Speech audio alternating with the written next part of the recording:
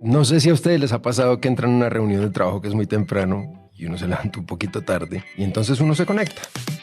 Pucha, yo si acaso me acabo de levantar, me bañé los dientes y entré a la reunión y ves a la otra persona que llega, no, perdón que estaba corriendo 10K, ya llegó a la reunión.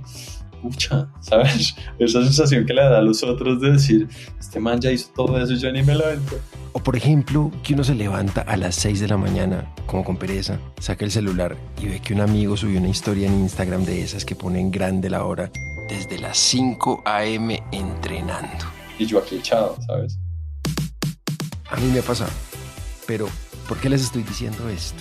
La relación que tenemos, o bueno, cada vez más personas tienen con el deporte es muy especial. Por ejemplo, hablemos del running. La media maratón de Bogotá se hace desde el año 2000. En ese año se inscribieron 6.000 corredores. Ahora hay más de 44.000 corredores. Esto es más de lo que cabe en el Campín en Bogotá. Solo en Bogotá, la empresa organizadora factura 7.000 millones de pesos. O hablemos del Ironman. El Ironman de Cartagena se empezó a hacer en el 2015 y participaron 1.500 personas. El año pasado fueron 2.100. Y por otro lado, de acuerdo con el estudio Global Sportswear Market, una de cada 4 prendas vendidas en 2020 fue deportiva. O sea, alrededor del deporte está pasando algo. ¿En qué momento la ropa deportiva se volvió un símbolo de estatus? ¿En qué momento subir una selfie en el gimnasio o una de los kilómetros del running se volvió tan popular? ¿Por qué gastar en deporte parece libre de culpa? ¿Y qué dice eso sobre nosotros? Bienvenidos a ¿Por qué gastamos?, el podcast de Nu, donde exploramos cómo nos gastamos la plata en el mundo contemporáneo y además aprendemos a gastar sin remordimientos. Yo soy Juan Fernando Sánchez y hoy, deportes, una inversión pensada en nosotros.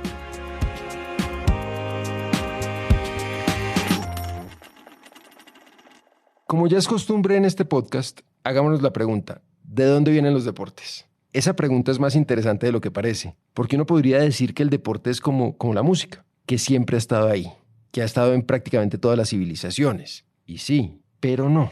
O sea, el juego ha estado siempre.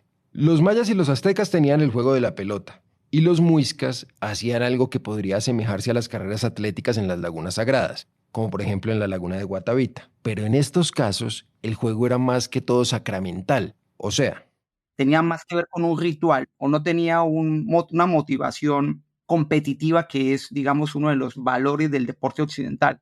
Él es David Kitian, doctor en antropología de la Universidad Federal de Fluminense. Y como nos explica, el deporte competitivo, el deporte donde el deportista se entrena para subir en un ranking, el deporte donde hay personas que son la número 1 del mundo, eso es europeo.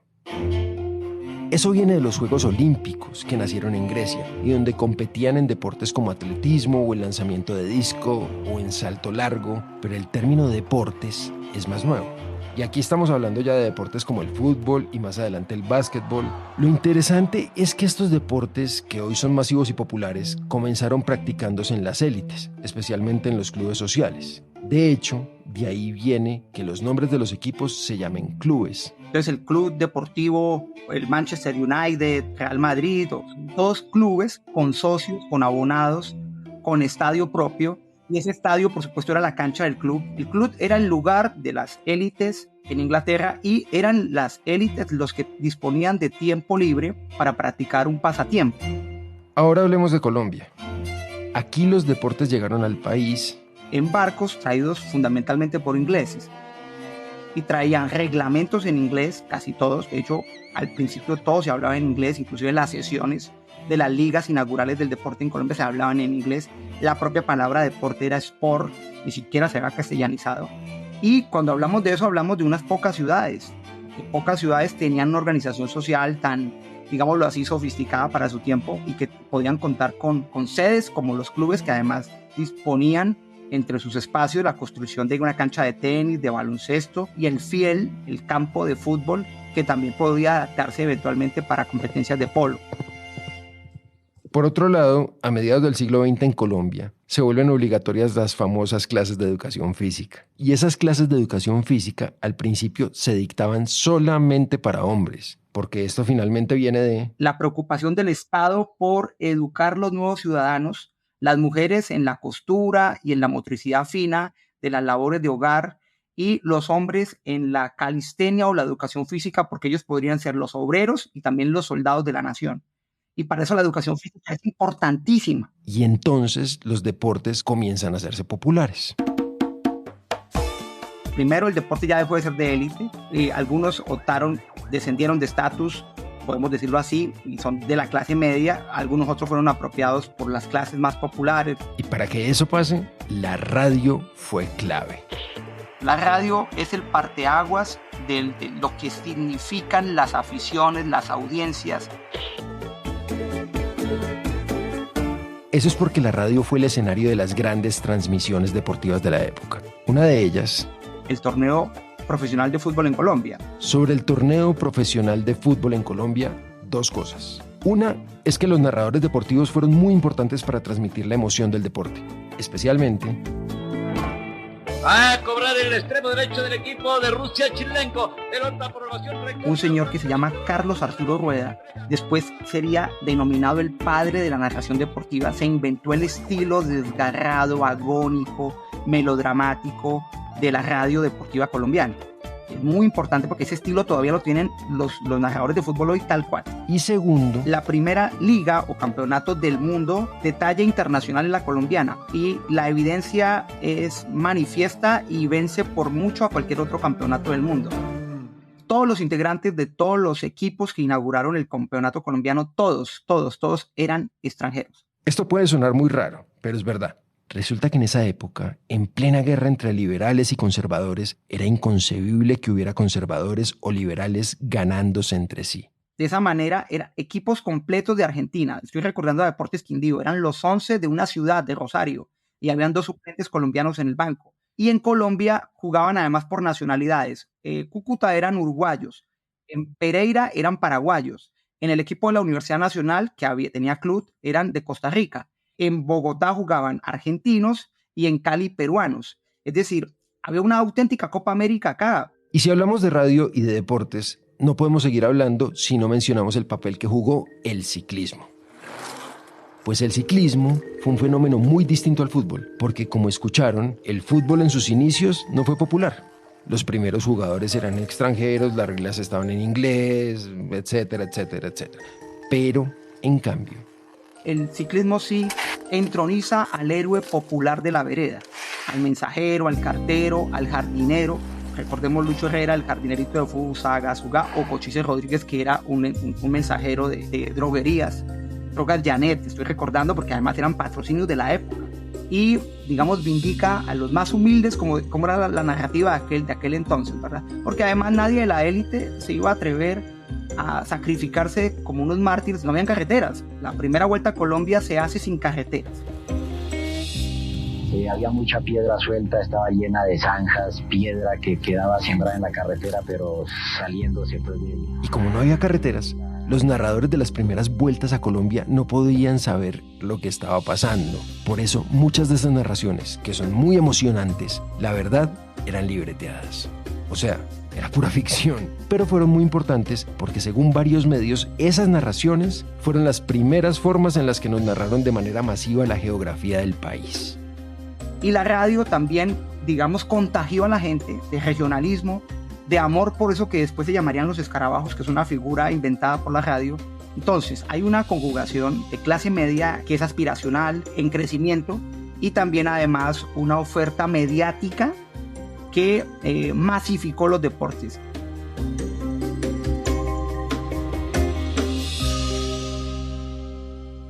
Hay una correlación entre la entrada de los canales, primero las parabólicas y después los canales especializados en deportes. Y hoy día casi no hay lugar nocturno o establecimiento público donde no estén exhibiéndose deportes. Digamos que ahora hay tal cantidad de presentación pública todo el tiempo, 24 horas de deportes, que tenemos un conocimiento de todos los deportes olímpicos y deportes no olímpicos. Esa es, contada muy rápido, la historia de los deportes en Colombia. Y de pronto sería injusto no mencionar el papel que ha tenido el boxeo y el béisbol en la costa, porque finalmente somos un país grande y diverso. Pero aunque esta historia es muy interesante, pues no es suficiente para explicar lo que está pasando, porque si se fijan, esta historia evidencia que lo primero que se hizo masivo fue la afición al deporte.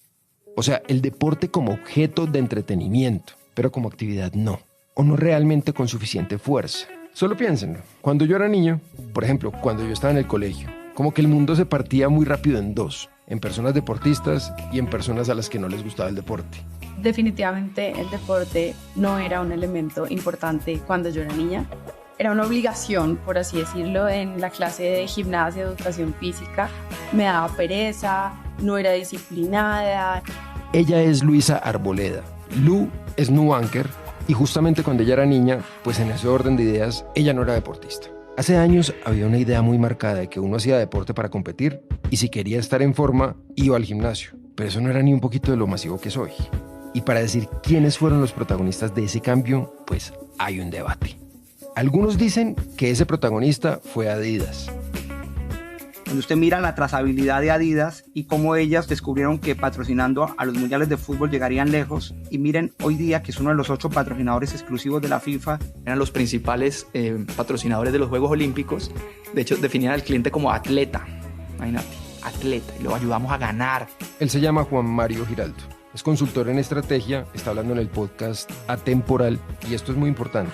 Durante los primeros años de la industria de la ropa deportiva, la comunicación y el diseño de las prendas estaban pensadas para el desempeño. Toda la publicidad estaba enfocada en atletas de élite y en lo aspiracional. O sea, en nosotros queriendo parecernos a ellos. Entonces, ¿cómo les parece que el equipo de Adidas contrató a un grupo de antropólogos y lo que esos antropólogos usaron fueron unas camaritas desechables, de esas que uno usaba antes en las vacaciones, en el parque de diversiones?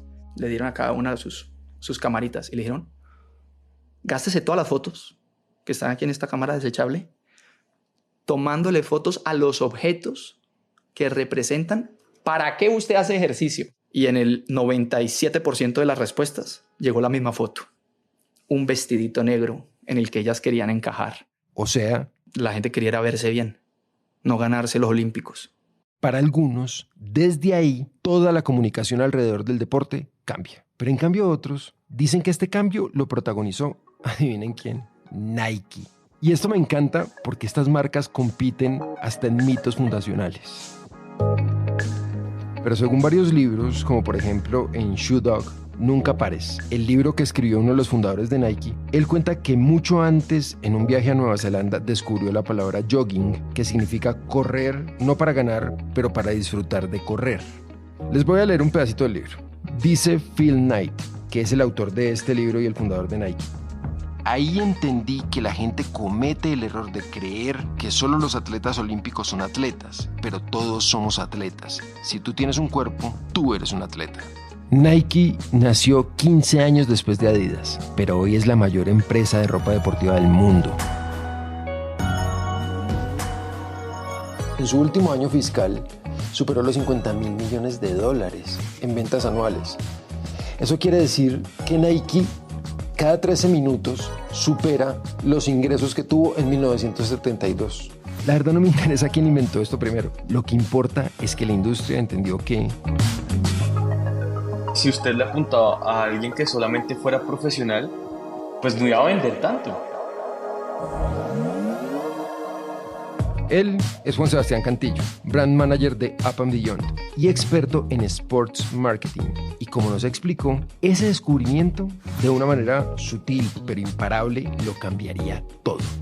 Más o menos desde el 2008, estas empresas comenzaron a ser embajadores no solo a atletas profesionales, sino también a otro tipo de personas, que van desde artistas como Pharrell Williams, Kanye West, Beyoncé o el mismísimo J Balvin, pero también embajadores más de a pie, en todos los países que empezaron a tener cosas como por ejemplo comunidades de running. Y esto también permitió que se empezara a vender ropa deportiva que en realidad no es para hacer deporte.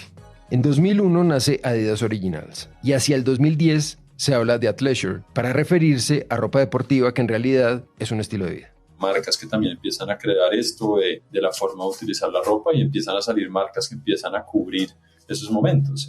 Un Lululemon, un On Running. Él es Juan Pablo Aristizábal, la persona que escuchamos al principio del episodio y que es CEO y cofundador de TNC.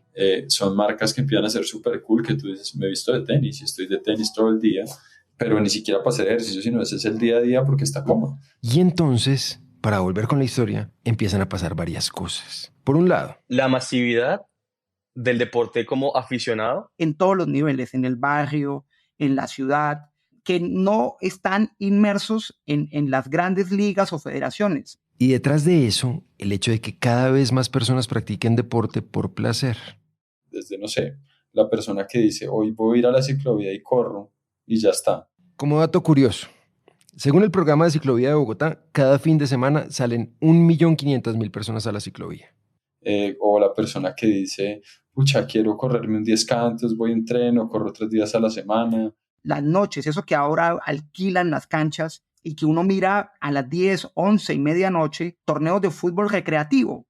O la que hace spinning y va X cantidad de veces y dice, no, es que ¿tú qué deportes haces? No, yo hago spinning, yo hago yoga, yo hago 54 dentro de ese tema aficionado, y pues claramente está la persona que ya dice, veo esto con un fin competitivo y estoy buscando una competencia adicional, entonces me preocupo por mi entrenamiento más allá de por sudar o por sentirme saludable. Voy a hablar en el caso personal. Todos mis colegas, profesores de universidad practican algún deporte. Y hace 7 años no practicábamos ninguno, a no ser que fuera el fútbol, que era un ritual masculinizante. O sea, el fútbol se salía, pero ahora estamos montando bicicleta o somos runner.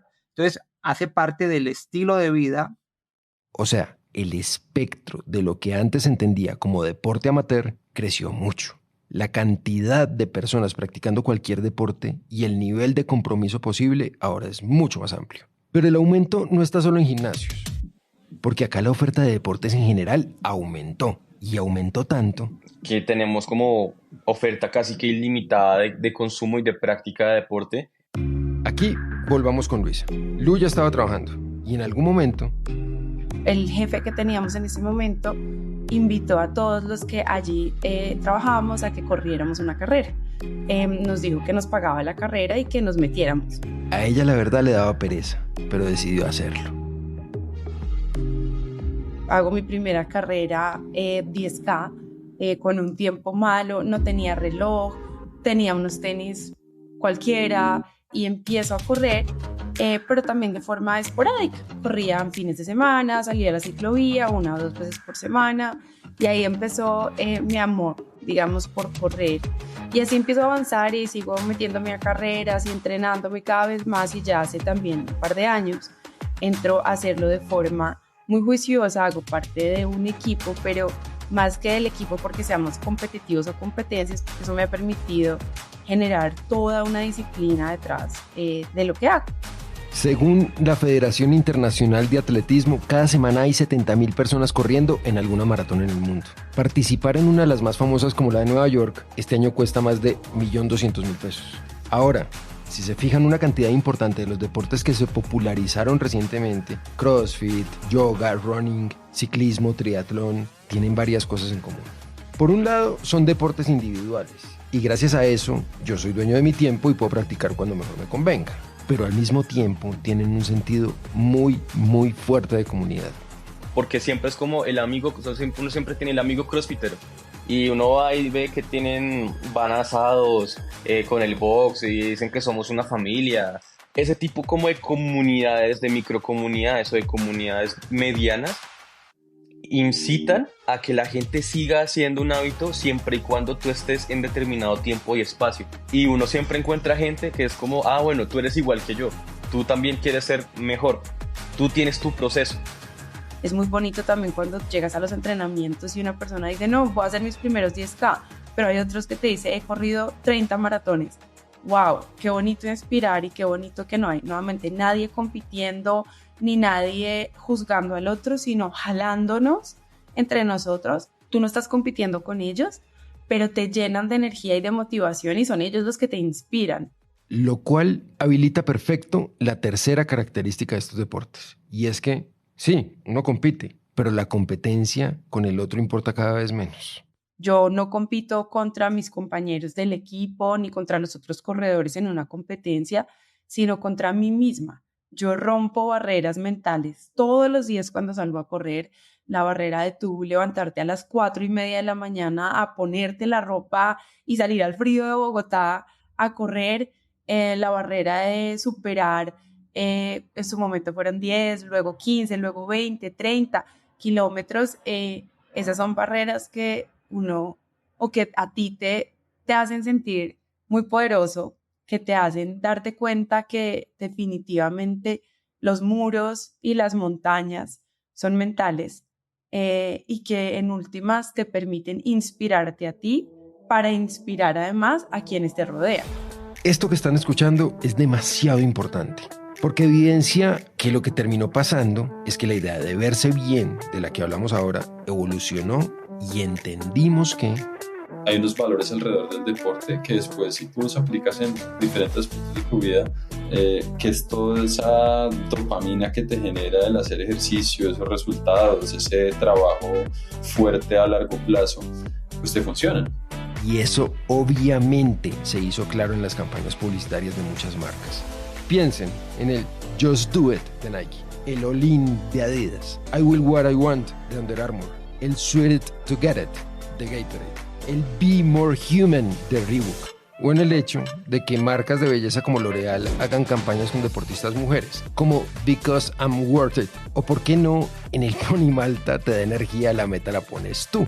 En todos estos mensajes, el deporte o hacer ejercicio se convirtió en la metáfora más poderosa posible para la vida.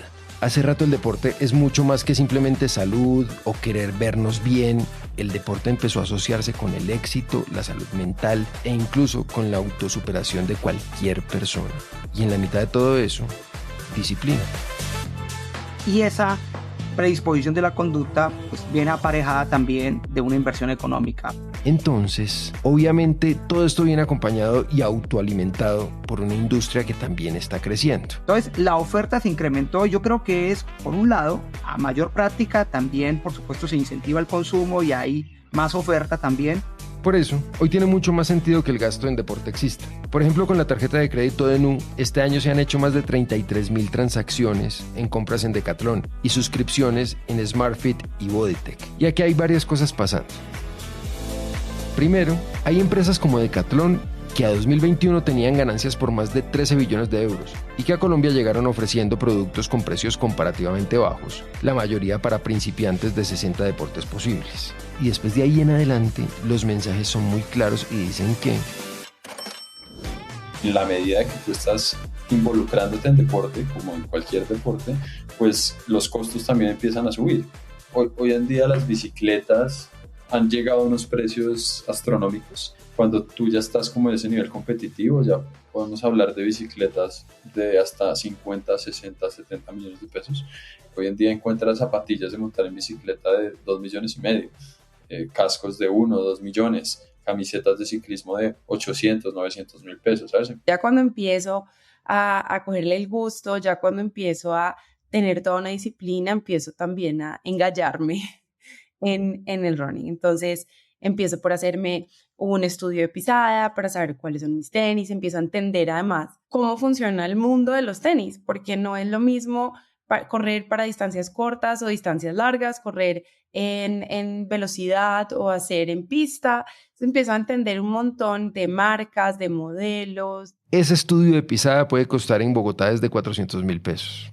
Y unos tenis especializados para correr pueden costar más de 1 millón de pesos. El reloj para mí es muy importante, entonces también pasé de un reloj que era más como bonito, liviano, la hora y un poco cool con tecnología, a un reloj que es especializado para correr. Un reloj para runners se consigue desde 1.400.000 pesos hasta los 3 millones de pesos revisando en internet. Además de eso, muchas veces para competir hay que viajar. Pues hay gastos que tú haces en carreras, en inscribirte a una carrera, en viajar a esa carrera. Entonces ahí se va una gran parte del gasto. Yo te puedo decir que el 20% de mi salario y de mis gastos son para correr. O sea, todo el consumo, o bueno, una parte muy importante alrededor del consumo de cosas relacionadas con el deporte y con el ejercicio, son tan poderosas porque parten de la idea de que esos gastos en realidad no son gastos, sino inversiones. Y no son inversiones en mi práctica individual, sino inversiones en mí como persona. El deporte encontró un lugar muy privilegiado en el universo de cosas que nos hacen mejores a nosotros mismos. Y por eso gastar en eso pareciera ser libre de culpa. Ahora, Estos productos no son un fin en sí mismos, sino un medio. El estado físico de una persona demuestra disciplina, demuestra un montón de cosas y es algo que tú no puedes comprar. Nadie puede comprar un estado físico. Hoy por hoy ya es una industria cultural.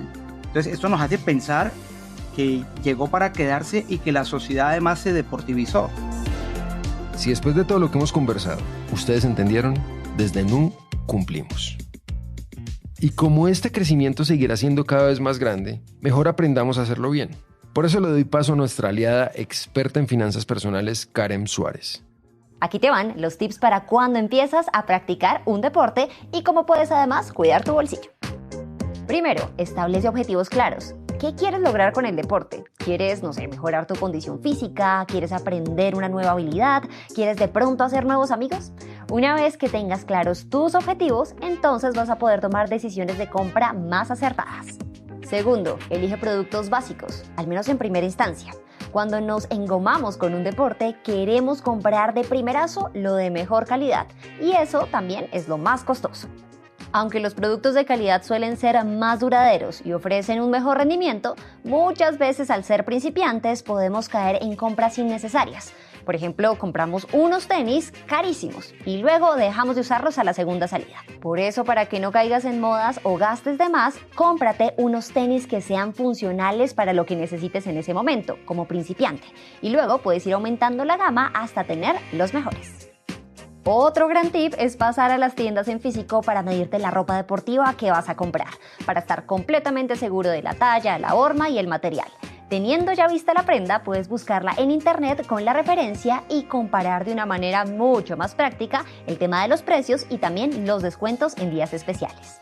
La infaltable aquí es la moradita de Nu en su versión virtual, que nos da la total seguridad en nuestras compras en línea. Por otra parte, puedes utilizar las cajas de compensación. Muchas veces estas instituciones, a las cuales muchos estamos afiliados y a veces ni las usamos, tienen planes, tienen carreras gratuitas, tienen acompañamiento deportivo y gimnasio, que ya viene incluido dentro del valor que paga el empleador por la afiliación de sus colaboradores. Así que averigua bien en qué caja de compensación estás, cuál es la sede más cercana a tu trabajo o a tu casa y agéndate a actividades deportivas sin desangrar el bolsillo. Por último, antes de meterte de lleno a un deporte con una suscripción, asiste a algunas clases de prueba. En muchos lugares son gratis o son más económicas de lo habitual. También puedes mapear los centros deportivos públicos para probar en un solo lugar diferentes deportes y empezar a practicar alguno que te guste muchísimo. Existen incluso aplicaciones que te permiten mapear actividades deportivas gratuitas. Las herramientas existen, solo tienes que aprovecharlas.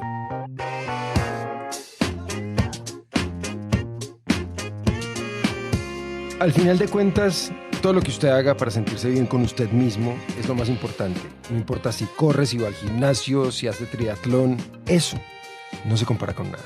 Nos vemos en el siguiente episodio.